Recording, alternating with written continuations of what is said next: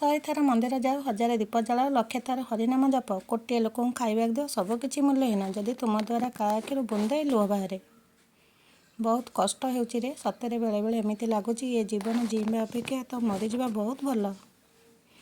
ତାକୁ ମୋ ହସ ଏତେ ଭଲ ଲାଗିଲା ଯେ ସେ ମୋ ଓଠରୁ ହସ ଛଡ଼େଇ ନେଲା। ଏ ଦୁନିଆରେ ସବୁଠାରୁ କଷ୍ଟ କାମ ହେଲା କାହା ଓଠରେ ଟିକେ ହସ ଦେବା। ଲୁହ ତ ସମସ୍ତେ ଦିଅନ୍ତି, ହେଲେ ହସ କେବଳ ସିଏ ହିଁ ଦିଅନ୍ତି ଯିଏ ଆମକୁ ପ୍ରକୃତରେ ଭଲ ପାଆନ୍ତି। ପିତାମାତାଙ୍କ ସହିତ ବିତାଇଥିବା ମୁହୂର୍ତ୍ତଗୁଡ଼ିକୁ ସମ୍ଭାଳିକି କରନ୍ତୁ, କାରଣ ତୁମେ ଏହି ମୁହୂର୍ତ୍ତଗୁଡ଼ିକୁ ମନେ ରଖିବ, କିନ୍ତୁ ସେଗୁଡ଼ିକ ଆଉ ଆସିବ ନାହିଁ। କିଛି ଲୋକ ଏମିତି ବି ଅଛନ୍ତି ଯିଏ ଆମ ସାମ୍ନାରେ ଆମର ହେବାର ଅଭିନୟ କରନ୍ତି। ଗଛ ଥରେ ମରିଗଲା ପରେ ସେଥିରେ ଯେତେ ପାଣି ଦେଲେ ବି ଆଉ ସିଏ ବଞ୍ଚିନଥାଏ। ସେହିପରି ସମ୍ପର୍କ ଭିତରେ ଥରେ ବିଶ୍ୱାସ ମରିଗଲା ପରେ ଯେତେ ଭଲ ପାଇବା ଦେଲେ ବି ଆଉ ସମ୍ପର୍କ ତିଷ୍ଠି ନଥାଏ। ପ୍ରେମ ମାନେ ନୁହେଁ ଜଣକୁ ପାଇ ଖୁସି ହେଇଯିବା। ପ୍ରେମ ହେଉଛି ତାହା ଯାହାକୁ ପାଇ ସବୁ ଦୁଃଖ ଭୁଲିଯିବା।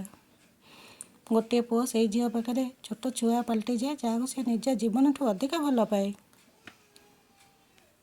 ଯେଉଁଠି ଭଲ ପାଇବା ଥାଏ ସେଠି ରାଗ, ଅଭିମାନ, ଝଗଡ଼ା ଥାଏ, କିନ୍ତୁ ଦୂରତା ନଥାଏ। ଏହା ହିଁ ପ୍ରକୃତ ଭଲ ପାଇବା।